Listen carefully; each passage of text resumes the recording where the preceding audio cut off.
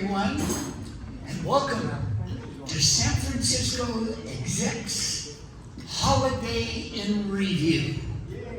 Today, our maestro, Mr. Jack Wilkins. And now,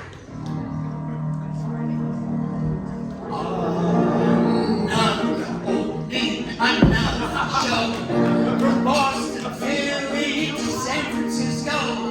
A chance for new folks to say hello. Another opening, another show. Another chance that you hope will last. To make the future forget the past. Another pain where the ulcers grow. Another opening, another show. 4 weeks we rehearse. 8 weeks, we're still getting worse. 1 week, will it ever be right? Then out of that hat, folks, it's opening night. The overture is about to start. You cross your fingers, hold your heart. It's curtain up, and away we go. Another opening of another show.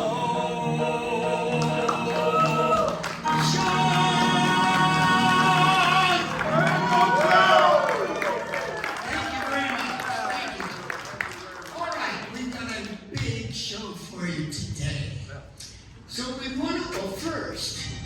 I want to tell you that we have gathered some of the finest versatile acts never before seen live, which is better than the alternative. Our first act is very special. So that means we have to have a very special introduction.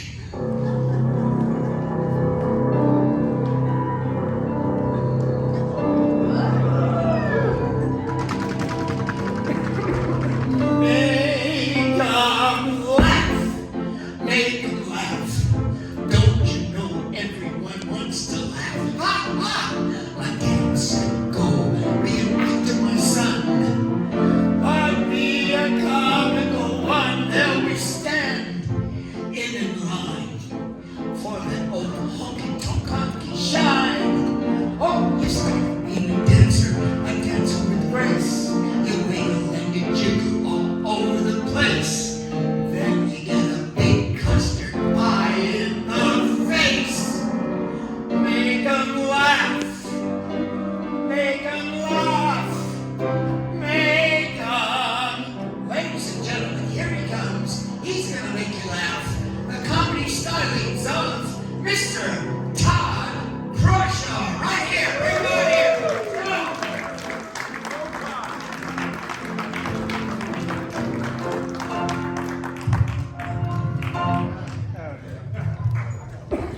So I'm wearing the hat so you'll take me less seriously. Love that.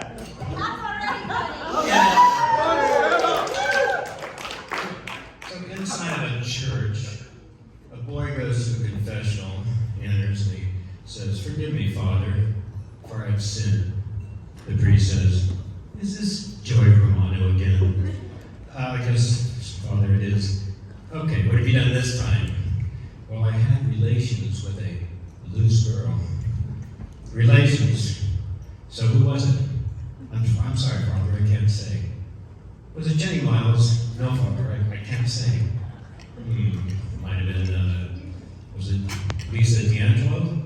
"Father, I can't tell you." Maybe Alice Nichols?" "Father, I don't want to give her name. You'd get her in trouble."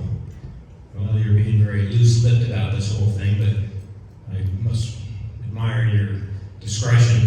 But you have sinned, so and for that, you can no longer be an altar boy for 4 months, and I absolve you of your sins with the power of the Father, Son, and Holy Ghost.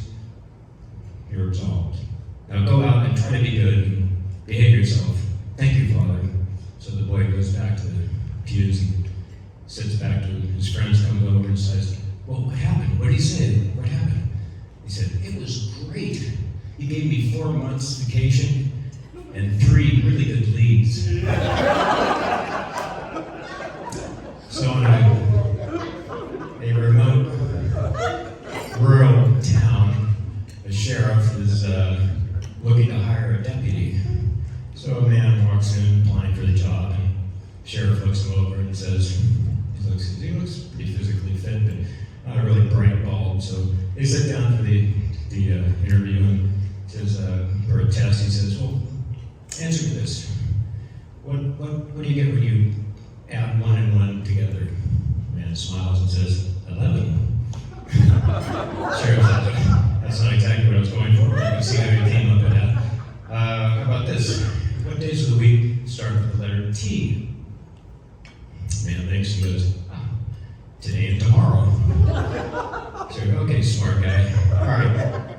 Who killed Abraham Lincoln? The man stunned and says, I don't know. Well, go out and find out, and when you do, come back and maybe we'll talk again. So the man leaves, he goes across the street to the diner where his girlfriend works, and she asks him, how did the interview go? He says, it was pretty good, you know. I can't believe it, the sheriff already has me working on a murder case. So a man is in a restaurant with his friend, and they're sitting at the table, and he notices an attractive woman standing at the bar all by herself. And finally gets up the courage to walk up to her and introduce himself and say, hi, I couldn't help but notice you're really beautiful. I mean, would you mind if we talked? She turns and goes, screams, how dare you? Your hotel room? What kind of a woman do you think I am? Get out of here. By this time, the whole restaurant is looking at him. He's shocked and embarrassed, and he goes and retreats back and sits at his table, and his friend says, what the hell did you say to her? He said, nothing inappropriate, I swear. A few minutes later, the woman comes over to the table and says, I apologize. I'm a graduate student in psychology, and I'm conducting a research project to see how people react to embarrassing situations. The man listens and nods and shouts out, oh my God, that's outrageous. A minute ago you said $500, now you want $1,000? So a woman walks into the local pharmacy and says, Carl, I'd like to have capsules of cyanide, please. She says, Joan, come on, I can't give you that. What do you want cyanide for? To poison my husband. That's illegal, you can't do that. You'll end up in prison. I'll lose my license, I'll probably end up in prison. The woman reaches into her purse, pulls out a slip of paper. Turns out to be a photograph of her husband and the pharmacist's wife in bed having sex. The pharmacist says, Joan, you should have shown me this before. I didn't realize you had a prescription. A monkey walks into a bar, walks up to the bartender and says, do you have any bananas? He says, no, we don't serve fruity cocktails here. Get out of here. The monkey leaves. He comes back the next day and asks the bartender again, do you have any bananas? He says, I told you we serve hard liquor, beer. Get out of here. I don't want to see you again. The monkey leaves. He comes back the next day. Walks up, do you have any bananas? God damn it, this is a bar. He said, if you ask me that one more time, I'm going to pick you up, I'm going to nail you to the wall to your ears. The monkey thinks about it and goes, do you have any nails? No. Do you have any bananas? Well, no. So a man sits on a park bench. He looks across at the bench near him and sees a young woman. She has her head is shaved on both sides. She has a multicolored mohawk with spiky hair sticking out. He's intrigued and watches her as she readjusts its rainbow plume of her hair. The woman notices him and says, what's the matter, old man? You don't like my hair? Ain't you ever done anything wild and crazy in your life? He said, actually, I have. When I was your age, I got so drunk and stoned once that I swear, maybe I was hallucinating, but I thought I made love to a parrot. And I was wondering if you might be your daughter. That's it. Now that was Todd. Thank you, Todd, very much. Right now, we have a very big surprise. It's really almost impossible to introduce this next person, but I'll give it a good try. Get ready to be dazzled, mesmerized, astonished, and enraptured. She will give you virtuosity. She is known as the Grand Royal, the grandiosity. Yes, she is the Princess of Pretentiousness. So right now, at great expense, notice Mary's eyes opened up when I said great expense. At great expense, all the way from Europe. Here she comes, please. A warm welcome for Madame Pomposity. Come on.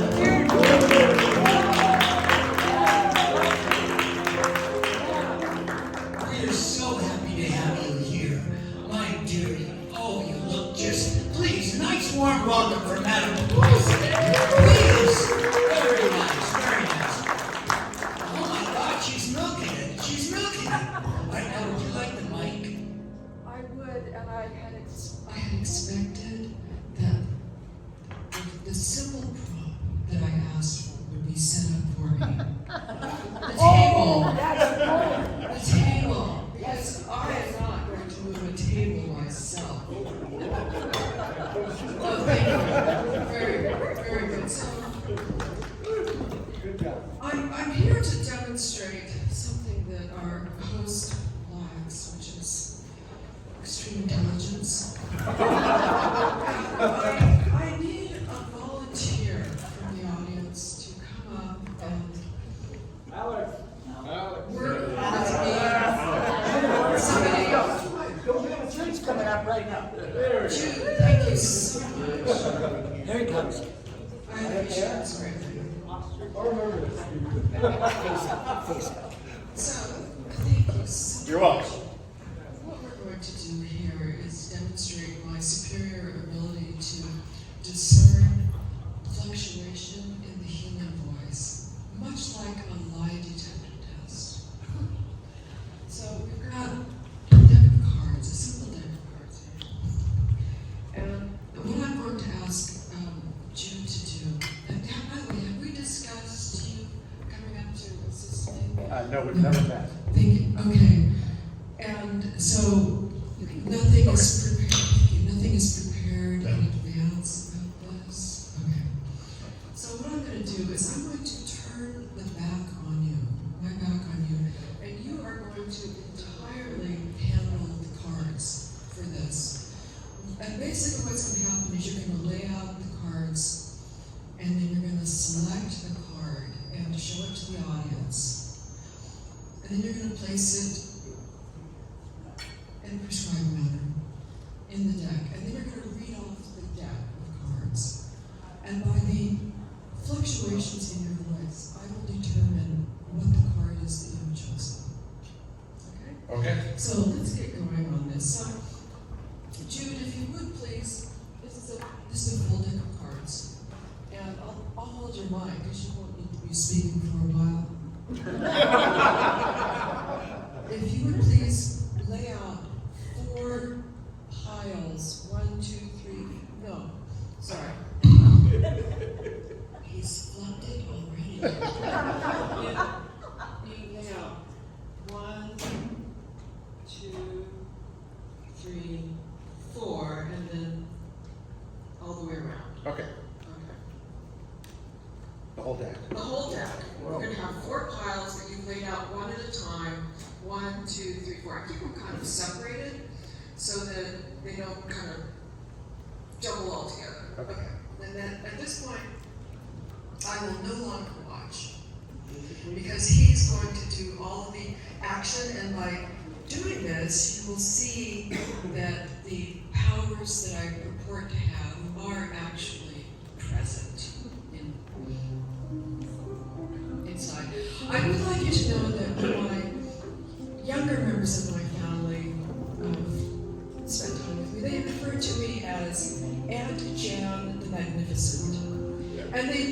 this until they were old enough to understand what that meant.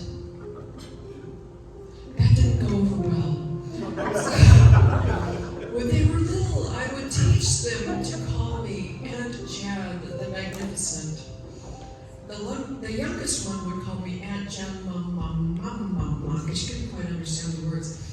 And then as they grew older, they would stop calling me that when they understood it meant, okay, you've got the 4 piles. Now, from one of these piles, choose a card in the middle, somewhere inside the deck.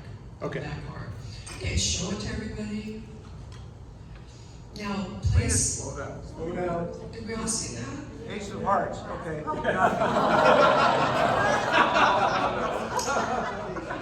That was a good help. So now place that card on top of any of the piles, and then stack the 4 piles together.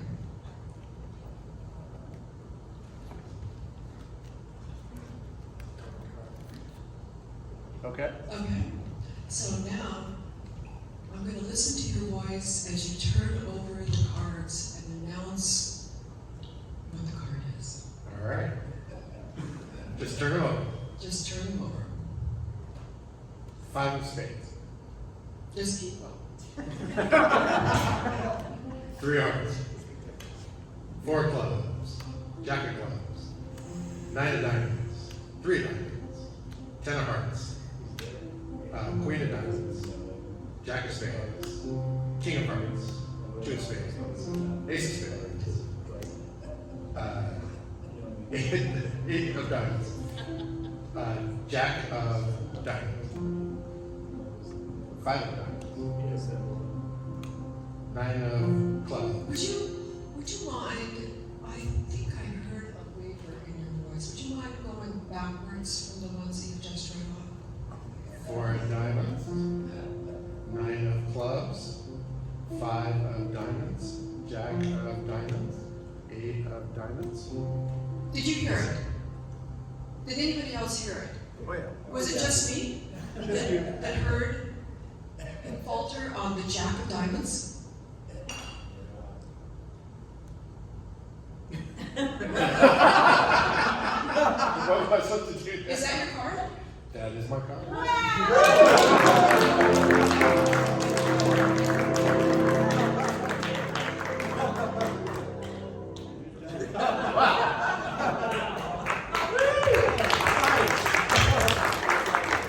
right. Okay. Nikki, where's Nikki? Could you get that table for me? And I can start to introduce the next act. So, if all of Christie's people would go over to that side and get in order, that would be appreciated. All right. Next, San Francisco Execs in Revue. We have something that comes up every year, and that is picking the Christmas tree. Finding just the right one. Now this will be presented by the incomparable 6 Stooges. And they can start to enter now. Christy, Julie, Jude, Michelle, JR, and Bob. I give you the 12 days of Christmas. I want to just make a correction. We're the 6 Scrooges, not the 6. That's the age group. Sorry, and look, I put it in red. I put it in setting in. I put it in red in my script. So, okay, sorry. The 6 Scrooges. Go get them.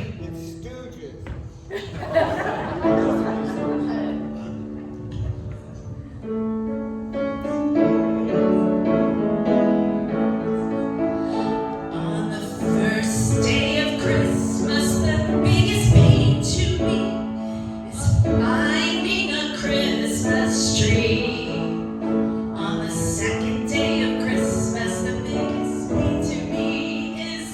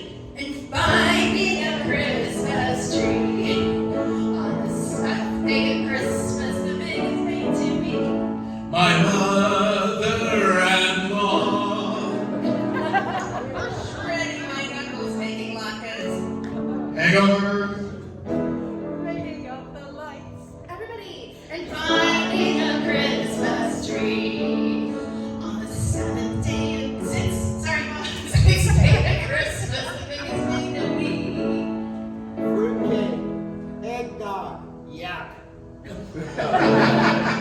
My mother-in-law. Shredding my knuckles, making latkes. Hangovers.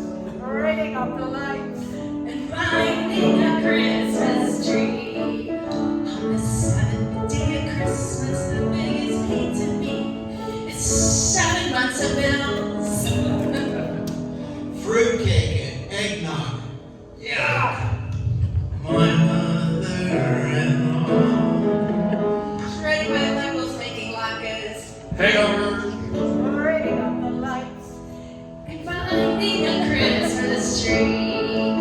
On the 8th day of Christmas, the biggest pain to me. One light goes out, they all go out. Oh, and 7 months of bills. Fruitcake, eggnog. My mother-in-law. Shredding my knuckles, making latkes. Hangovers. Ringing up the lights. And finding a Christmas tree. On the 9th day of Christmas, our biggest pain to me. Daddy, I want a Tesla. One light goes out, they all go out. And 7 months of bills. Eggnog and fruitcake. My mother-in-law still here. Shredding my knuckles, making latkes. Hangovers. Ringing up the lights. And finding a Christmas tree. On the 10th day of Christmas, the biggest pain to me. Achoo! COVID. Daddy, I want a Tesla. One light goes out, they all go out. 7 months of bills. Fruitcake and eggnog again. My mother-in-law. Shredding my knuckles, making latkes. Hangovers. Ringing up the lights. Shit, I don't like the point right now. And finding a Christmas tree. On the 11th day of Christmas, the biggest pain to me. Batteries not included. Achoo! COVID. Daddy, I want a Tesla. One light goes out, they all go out. 7 months of bills. Fruitcake and eggnog. Why she's still here? Shredding my knuckles, making latkes. Hangovers. Ringing up the lights. And finding a Christmas tree. On the 12th day of Christmas, the biggest pain to me is Performing at holiday parties. Wow, humbug. Batteries not included. achoo! COVID. Daddy, I want a PlayStation. One light goes out, they all go out. 7 months of bills. Fruitcake and eggnog. Yuck. I guess she's moved in. Shredding my knuckles, making latkes. Hangovers. Ringing up the lights. Everybody, and finding a Christmas tree.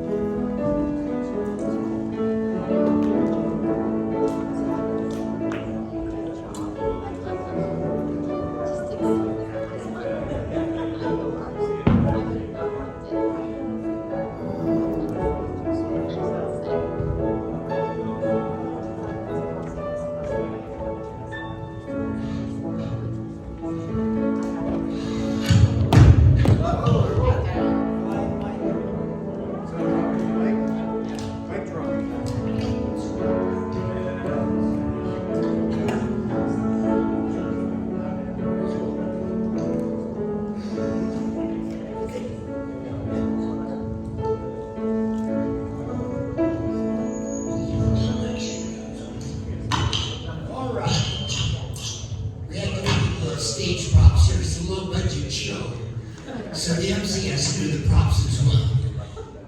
So it's gonna be, this was easier a few years ago. All right, next we take an exciting trip to the Broadway stage. Neil Simon's Tony Award winner, Odd Couple. This was one of the biggest plays on Broadway during its time. I think all of you remember Neil Simon, one of the greats of the show of shows, and had so many Pulitzer Prize winners. So today, to enhance his fine work, we have two very distinguished actors. First, I would like to bring Hugh Tuck to the stage. How about a nice hand for him? Mr. Michael Persson. How about a nice hand for him? In our scene, we find ourselves in Oscar's apartment, played by Hugh, and Felix, played by Michael. After both of their marriages ended in divorce, they decided to move in together to save money. In the unit above live two girls. They've asked to come over for dinner. And I want you to know that Judy has approved this scene.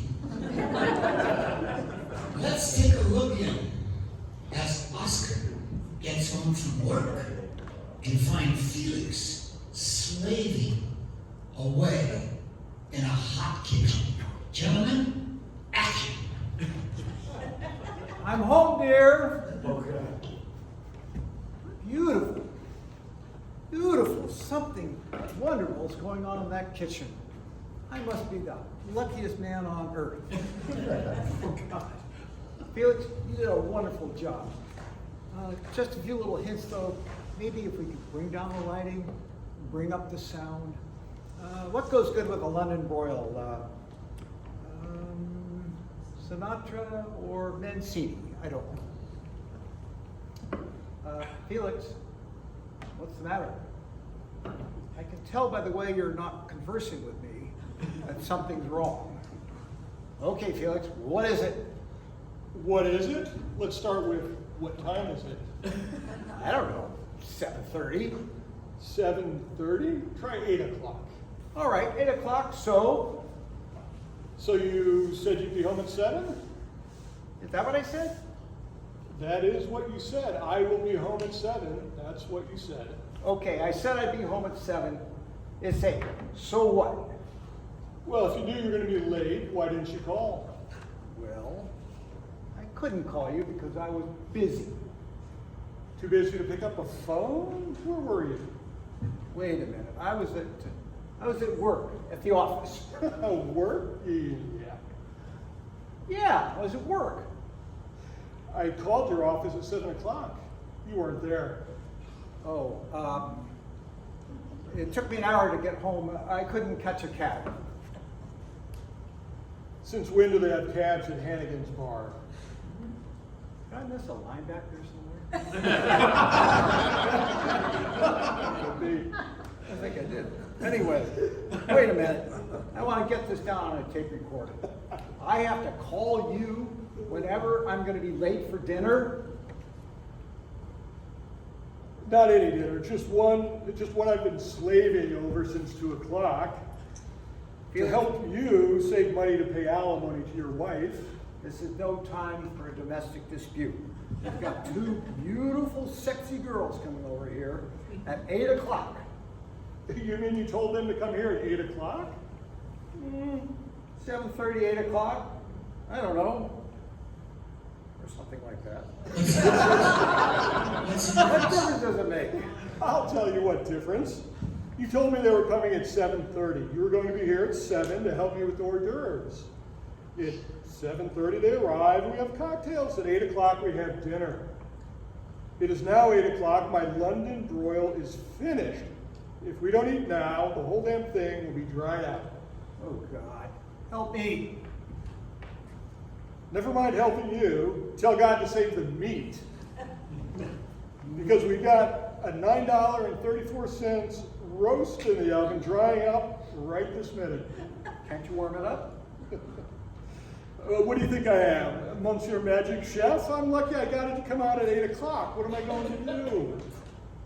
Just pour gravy on it. Gravy? What gravy? You don't have gravy? Of course not. Where the hell do you think I'm going to get gravy at 8 o'clock? It just comes when you cook the meat. When you cook the meat? You don't know the first thing about what I'm talking about. You have to make gravy. It doesn't just come with the meat. You asked my advice, I gave it to you. Advice? You didn't know where the kitchen was until I just told you. Pick up ladle. Stage left. You want to talk to me? Put down that spoon. Spoon, you dumb ignoramus. It's a ladle. You don't even know the difference. A spoon and a ladle. All right, Felix, get a hold of yourself. You think it's so easy. Go on, the kitchen's all yours. Go make a London broil for 4 who are a half hour late. Oh. Listen, I'm arguing with him about gravy? Well, they're here, our dinner guests. I'll go get a saw to cut the meat. Stay where you are. I'm not taking the blame for this dinner. Who's blaming you? Who even cares about the stupid dinner? I care. I take great pride in what I do, and you're going to explain to them exactly what happened. Okay, Felix, I'll take a picture of you, of me coming in at 8 o'clock. Now take off that stupid apron. You don't have I just want to get one thing clear. This is the last time I ever cook for you, because people like you don't appreciate a decent meal. That's why they have TV dinners. TV dinners.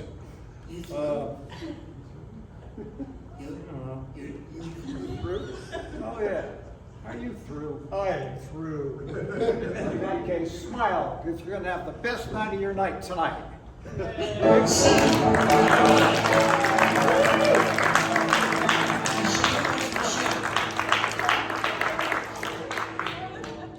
Jack, you're on.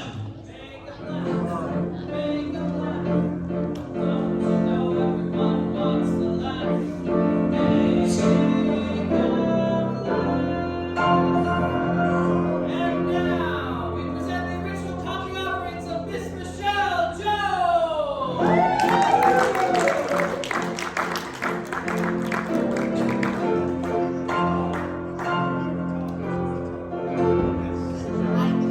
I didn't realize I got a table. Which is kind of cool. Yeah, leave it there. Okay. I mean, after all, this is, we're gonna see how this goes. If I could not totally screw this up and not be totally terrified. Okay, so some of you may know that I started doing comedy during COVID, and I'm not very good at it, but I'm trying to get better. So you guys are my practice audience, and I really appreciate it. My comedy mentor told me to leave it here. You can't hear me? Okay. So I have a comedy mentor, and he told me that I'm supposed to talk about things that I really like to talk about. So 2 of my favorite things to talk about are sex and politics. Now, since this is a professional event, I'm going to do my best to keep it clean, so no politics.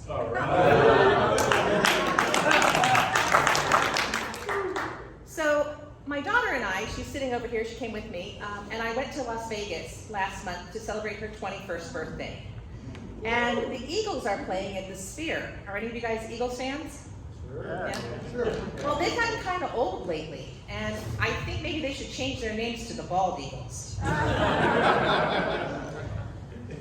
So it's funny, you know, politics are in everybody's mind right now. We've got a change in administration, and people say, oh, Biden's so old, and we can't wait till he's gone, and people say, oh, Trump is coming, and I'm afraid, or he's going to be great.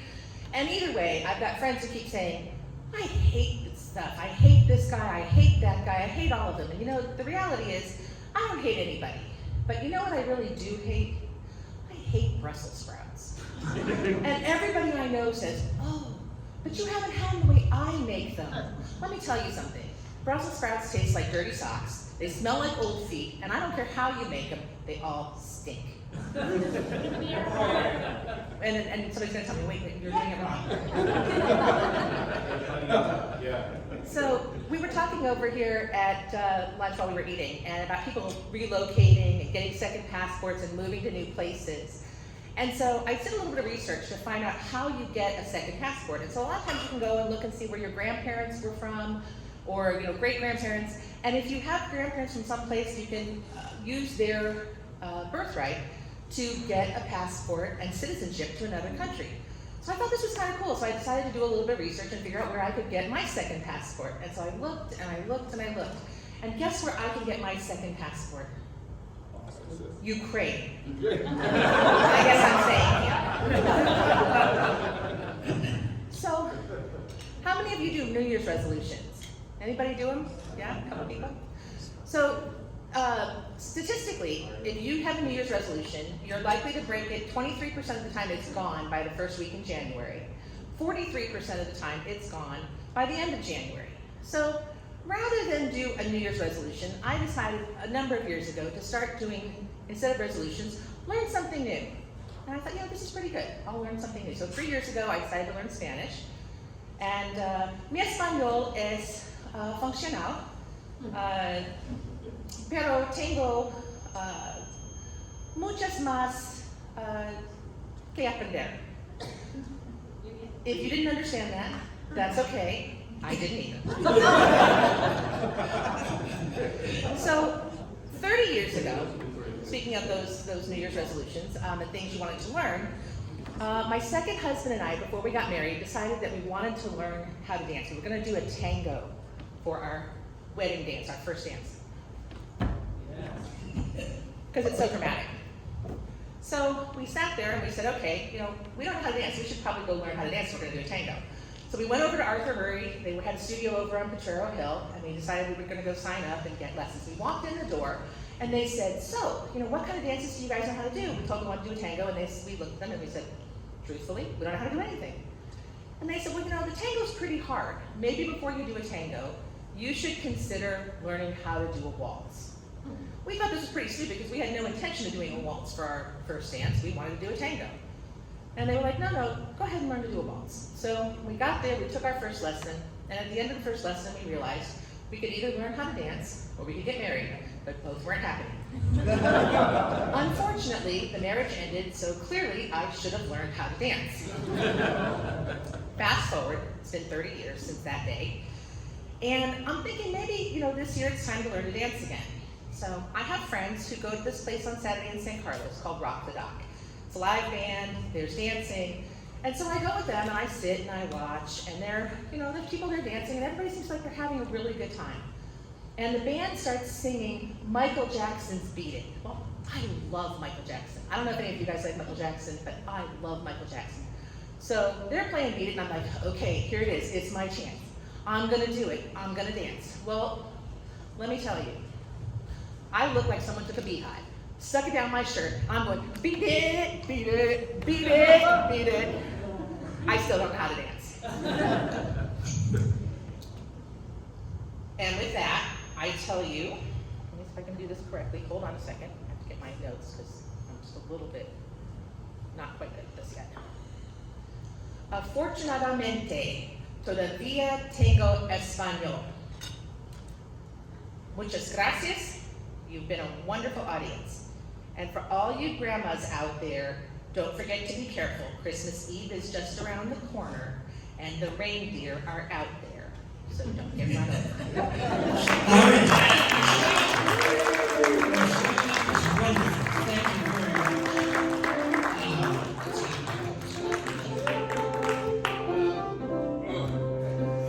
Is everybody okay? We're running over a little bit. Are we okay? Yeah. Because I would like to share the talents of our wonderful accompanist. He is part of the San Francisco Opera Company. He is a major stay with the San Francisco Symphony Chorus. And I know we didn't talk about anything, but could you just, give people just a little something? We feel honored to have you here. Ladies and gentlemen, Mr. Jack Wilkins. Chestnuts roasting on an open fire. Jack Frost living at your nose. Yuletide carols being sung by a choir and folks dressed up like Eskimos. Everybody knows a turkey and some mistletoe help to make the seasons bright. Tiny tots with their eyes all aglow will find it hard to sleep tonight. They know that Santa's on his way. He's loaded lots of toys and goodies on his sleigh. And every mother's child is gonna spy to see if reindeer really know how to fly. And so I'm offering this simple phrase to kids from 1 to 92. Although it's been said many times, many ways, Merry Christmas to you.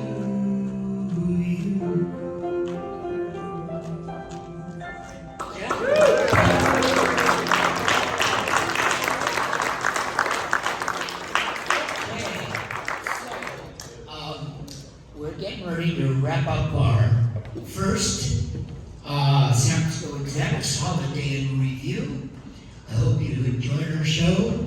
Right now, can we give all the actors a nice hand?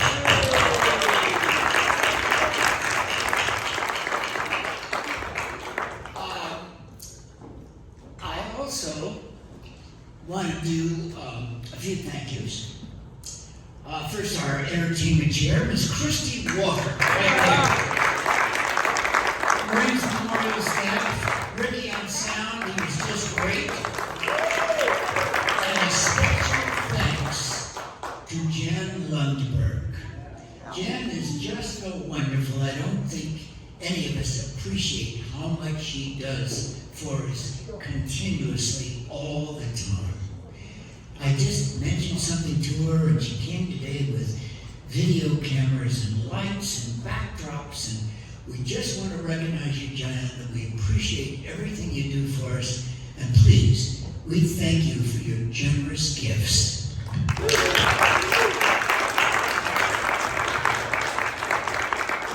So as we close our show, I want to offer a few good wishes for the new year.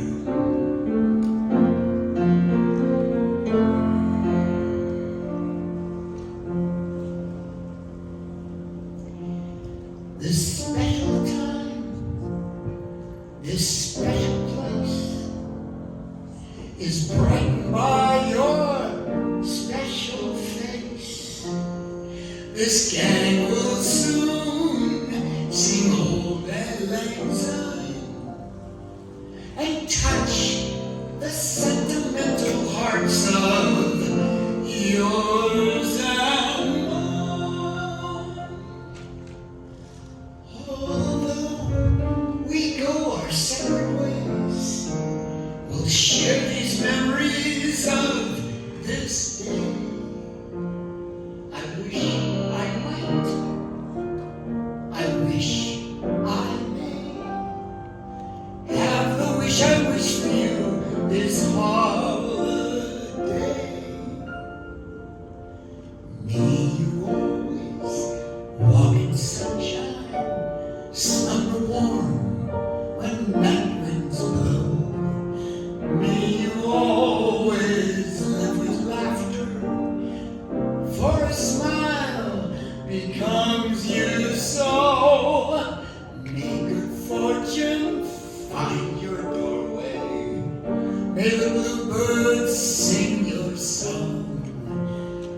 in a trouble.